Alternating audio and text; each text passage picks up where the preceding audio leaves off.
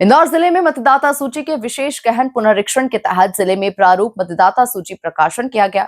इस प्रकाशन के साथ ही सूची के संबंध में दावे आपत्ति भी आमंत्रित किए गए। 22 जनवरी तक दावे आपत्ति लिए जाएंगे। इसकी जानकारी देने के लिए मंगलवार को राजनीतिक दलों के साथ बैठक की गई, जिसमें कांग्रेस ने एसआईआर के तहत की गई मैपिंग की प्रक्रिया पर सवाल उठाए। देखिए खास रिपोर्ट। भारत निर्वाचन आयोग के निर्देशानुसार मतदाता सूची के विशेष गहन पुनरीक्षण का कार्य का दूसरा चरण 23 दिसंबर से प्रारंभ हुआ, जिसका प्रकाशन किया गया। साथ ही दावे आपत्ति भी आमंत्रित किए गए। दूसरे चरण की प्रक्रिया कैसी होगी, दावे आपत्ति का निराकरण कहां और कैसे किया जाएगा, इसकी जानकारी देने के लिए मंगलवार को राजनीतिक दलों के साथ बैठक की गई। इस बैठक में विशेष रूप से भारत निर्वाचन आयोग के द्वारा मध्य प्रदेश, छत्तीसगढ़ के लिए विशेष रोल पर्यवेक्षक नियुक्त किए गए। भारत सरकार के संयुक्त सचिव ब्रजमोहन मिश्रा भी मौजूद थे। बैठक में बताया गया कि प्रारूप मतदाता सूची के संबंध में नो मैपिंग वाले मतदाताओं को नोटिस जारी किए जा रहे हैं।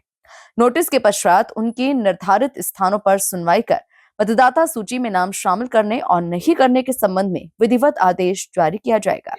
जी देखिए, आज माननीय निर्वाचन आयोग के निर्देशानुसार आज सभी जो राजनीतिक दल थे हमारे मान्यता प्राप्त, उनके साथ बैठक हुई है। उनको इस पूरी प्रक्रिया के बारे में एसआईआर में अभी तक क्या क्या गतिविधियां की गई हैं, हमने उनको पूरा एक ब्यौरा दिया।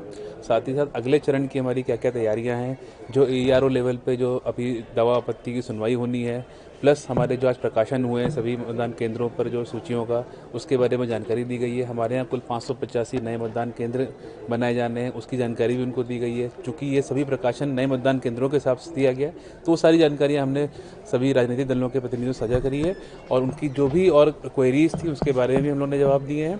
और हमारे जो अधिकारियों की जो बैठक है उसमें हम लोगों ने बेसिकली अपना असेसमेंट किया है कि सभी जगहों पर जो निर्वाचन आयोग के निर्देश हैं उसके हिसाब से कार्य हो जाए। सभी जगहों पर चूँकि अब एआरओ सुनवाई करेंगे तो हमारे मतदाता वहाँ पर आके बैठेंगे, तो उनकी बैठने की बैठक व्यवस्था अच्छी हो, उनके टॉयलेट, पीने के पानी, बाकी जो सुविधाएं वो सारी चीज़ें अच्छी रहें और मतदाता को दिक्कत ना हो। ये हम लोग का जो प्राइम उद्देश्य हमारा वही है, उस पर हम लोग काम कर रहे हैं। जी बिल्कुल, हमने उनको वही कहा कि अगर हमको लगता है कि किसी व्यक्ति का अभी भी कोई एब्सेंट है जिसका एएसडीडी लिस्ट में है परंतु वो आज प्रेजेंट है, तो वो अपना दावा कर सकता है फॉर्म 6 के माध्यम से।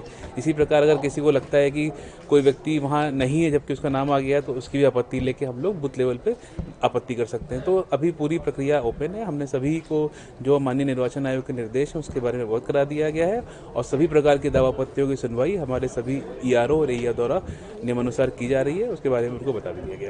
बैठक के दौरान कांग्रेस के जिला अध्यक्ष विपिन वानखेड़े ने एसआईआर के तहत की गई मैपिंग की प्रक्रिया पर सवाल उठाए। उन्होंने आरोप लगाया कि जानबूझकर गलत तरीके से मैपिंग की गई है। इनके दोषियों को चिन्हित कर इनके खिलाफ कार्रवाई की जाना चाहिए। लगातार एसआईआर प्रक्रिया के संदर्भ में जो अनियमितताएं की शिकायतें हमें प्राप्त हो रही थी, हमारे बीएलएस के द्वारा, आम जनता के द्वारा, आज सभी उन आपत्तियों को हमने कलेक्टर महोदय और ऑब्जर्वर महोदय के सामने उन सब आपत्तियों को हमने दर्ज कराया है।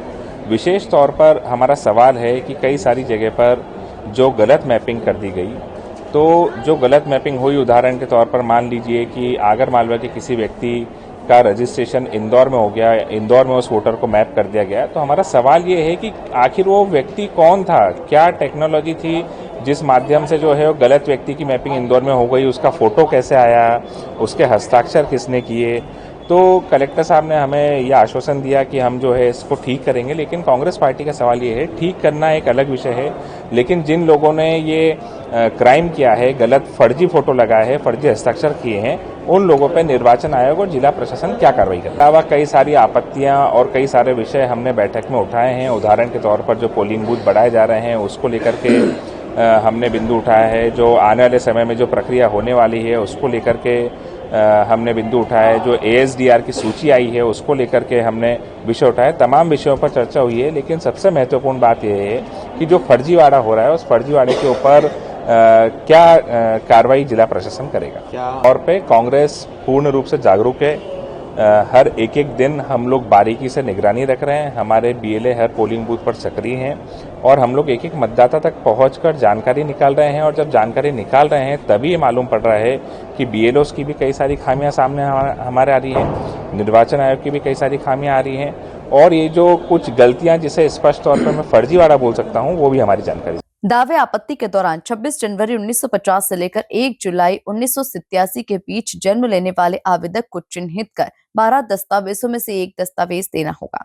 1 जुलाई 1987 से 2003 तक के बीच जन्म लेने वाले आवेदक को स्वयं के साथ माता या पिता का दस्तावेज भी देना जरूरी होगा। इसी तरह इसके बाद 2003 के पश्चात जन्म लेने वाले आवेदक को स्वयं के साथ ही माता पिता दोनों के दस्तावेज प्रस्तुत करना अनिवार्य है। Bureau report, MP news, Indore.